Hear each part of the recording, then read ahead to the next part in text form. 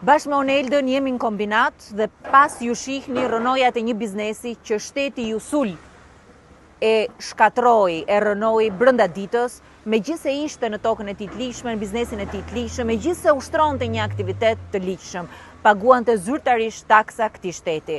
Çfarë ka ndodhur këtu është shëmbëltyra jo vetëm e Bashkisë Tiranës, po njëkohësisht edhe e qeverisjes socialiste në këto 12 vite. Uzurpimi i pronës, shkatrimi i biznesit pas një njoftim, duke shkelur drejtën themelore të pronës. Kur shteti sillet si agjenci imobiliare, kur shteti të vjen pa njoftim, kur shteti të merr pronën, kur shteti nuk të pyet, kur shteti të shkatron brenda ditës, ti nuk ke absolutisht asnjë zgjidhje tjetër.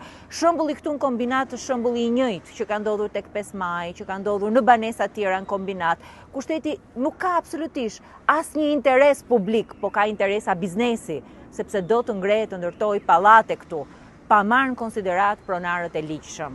Ky kalim i çdo kompetence, ky uzurpim që shteti ka bërë këtij biznesi, është jashtë çdo logjike, jo vetëm ligjore, po njëkohësisht dhe elementare të drejtave të njerëzit.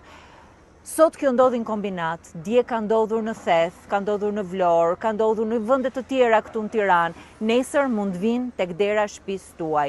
Do të jemi këtu për t'i mbështetur banorët e kësaj zone, për t'i shkuar deri në fund, për ta denoncuar e për të mos lejuar që nesër të vinë në derën e shtëpisë tuaj.